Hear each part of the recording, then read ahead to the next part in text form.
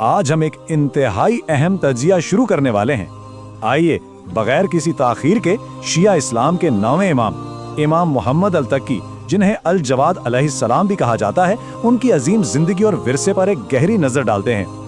ان کی پوری زندگی علم، عبادت، صبر اور بہترین اخلاق کا ایک ایسا نمونہ ہے جو آج بھی بالکل تازہ لگتا ہے۔ اس جائزے میں ہم ان کی مختصر لیکن انتہائی اثر انگیز زندگی کے اہم پہلوؤں کو سمجھیں گے۔ آگے بڑھنے سے پہلے ذرا اس سوال پر غور کیجیے، کیا ایک 8 سال کا بچہ عظیم رہنما بن سکتا ہے؟ سن کر شاید تھوڑی حیرانی ہو، ہے نا؟ تاریخ کا یہ ایک ایسا دلچسپ پہلو ہے جس نے اس وقت کے بڑے بڑے مفکروں کو سوچنے پر مجبور کر دیا تھا۔ ایک انتہائی کم عمری میں اتنی بڑی ذمہ داری کو سنبھالنا کوئی عام بات تو نہیں تھی۔ آئیے دیکھتے ہیں کہ انہوں نے اس مشکل کو کس طرح اپنی حکمت سے آسان بنایا۔ آج کے اس سفر میں ہم ان اہم پہلوؤں پر نظر ڈالیں گے: پیدائش، چھوٹی عمر میں امامت، ان کا علم اور مشہور مناظرہ، ان کا اخلاق اور دور امامت، پھر شہادت، اور آخر میں ان کی زندگی سے ملنے والے اہم اسباق۔ تو آئیے شروع کرتے ہیں اپنے پہلے حصے سے، پیدائش اور خاندانی پس منظر۔ امام محمد التقی کی پیدائش 10 رجب 1905 ہجری یعنی 1811 عیسوی میں مدینہ کے مقدس شہر میں ہوئی۔ ان کے والد شیعہ اسلام کے 8ویں امام امام علی الرضا تھے اور ان کی والدہ کا نام بی بی سابقہ تھا، جنہیں خیزران بھی کہا جاتا تھا۔ ایک دلچسپ بات یہ ہے کہ وہ بچپن سے ہی اتنے زیادہ ذہین اور علم والے تھے کہ بڑے بڑے علماء ان کے علم کی گہرائی دیکھ کر بالکل دنگ رہ جاتے تھے۔ اگر ہم ان کی مختصر زندگی کے اہم مراحل کو دیکھیں تو 195 ہجری میں پیدائش ہوتی ہے، پھر صرف 8 سال بعد 203 ہجری میں امامت کی ذمہ داری آ جاتی ہے اور 220 ہجری میں ان کی شہادت ہو جاتی ہے۔ زندگی کا یہ سفر بہت ہی چھوٹا تھا، لیکن اس کا اثر اتنا وسیع ہے کہ صدیاں گزرنے کے بعد بھی رہنمائی مل رہی ہے۔ اب آتے ہیں دوسرے حصے پر، چھوٹی عمر میں امامت۔ یہ واقعی تاریخ کا ایک عجیب اور مشکل وقت تھا۔ جب ان کے والد امام علی الرضا کی شہادت ہوئی، اس وقت امام کی عمر تقریباً صرف 8 سال تھی۔ اسی چھوٹی سی عمر میں ان کو امامت کی عظیم ذمہ داری مل گئی۔ اب ظاہر ہے اس معاشرے میں لوگوں کو حیرانی تو ہونی تھی کہ اتنی چھوٹی عمر میں کوئی قوم کی امامت کیسے کر سکتا ہے، لیکن یہاں جو چیز سب سے زیادہ متاثر کرتی ہے وہ یہ ہے کہ امام نے کسی لمبی بحث کے بجائے محض اپنے کردار، حکمت اور علم سے ان تمام سوالات کا عملی جواب دے دیا۔ ان کا علم ان کی عمر کا محتاج نہیں تھا۔ تیسرا حصہ، علم اور مشہور مناظرہ۔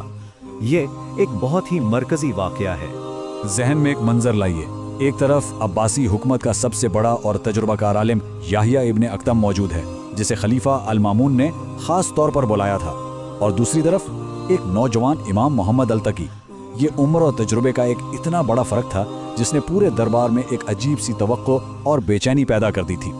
ہر کوئی دیکھنا چاہتا تھا کہ ایک نوجوان اتنے بڑے عالم کے سامنے آخر کیسے ٹھہر سکتا ہے۔ لیکن نتیجہ سب کے قیاس سے بالکل مختلف نکلا۔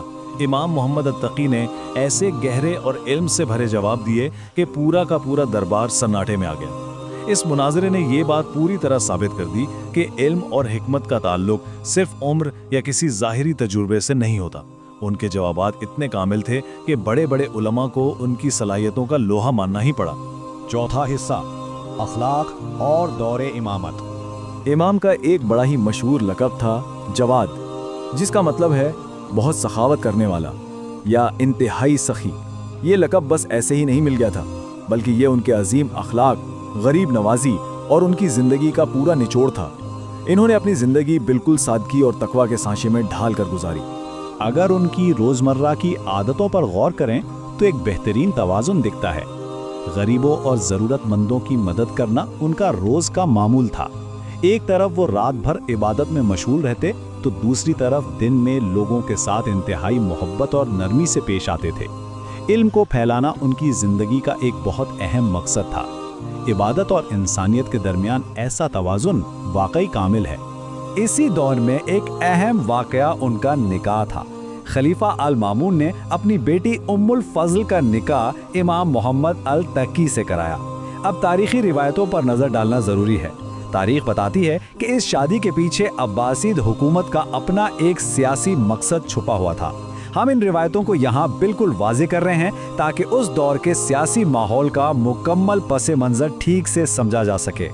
ان سب مشکل حالات کے درمیان امام کی امامت کا سفر تقریباً 17 سال تک چلا۔ ان 17 سالوں میں उन्होंने शिया मुसलमानों की बेहतरीन रहनुमाई की, इल्म अहले बैत को खूब फैलाया और कुरान और इस्लामी अखलाक की तालीमात आम की।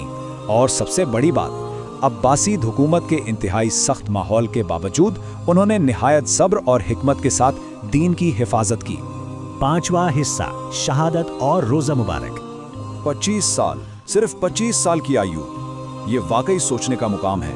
जरा सोचिए कि इतनी मुख्तसर जिंदगी में एक शख्सियत ने तारीख में कितने गहरे और अमिट नकूश छोड़ दिए हैं। ये उनकी इल्मी और रूहानी अजीमत की सबसे बड़ी दलील है। और फिर इस मुख्तसर जिंदगी का आखिरी वक्त 29 ज़िलक़ाद 220 हिजरी यानी 835 ईस्वी में आया, जब उनकी बगदाद में शहादत हुई। तारीखी रिवायतों के मुताबिक इमाम को जहर दिया गया था, और इन रिवायतों में इस अजीम सानहे के पीछे अब्बासीद खलीफा अल-मुअतसिम का हवाला वाज़ेह तौर पर मिलता है। शहादत के बाद उन्हें बगदाद की मशहूर अल-कादमिया मॉस्क में सुपुर्द खाक किया गया, ठीक उनके अजीम दादा इमाम मूसा अल-कादिम के पहलू में। आज ये मुकाम एक बहुत बड़ा रूहानी मरकज़ बन चुका है, जहाँ पूरी दुनिया से ज़ायरीन हाज़िरी देने आते हैं और उनकी अजीम कुर्बानियों और इल्मी विरसे को खिराज अकीदत पेश करते हैं। और अब आते हैं छठे और आखिरी हिस्से पर, इमाम की जिंदगी से सीख। इस अजीम जिंदगी से हम 4 अहम असबाक ले सकते हैं।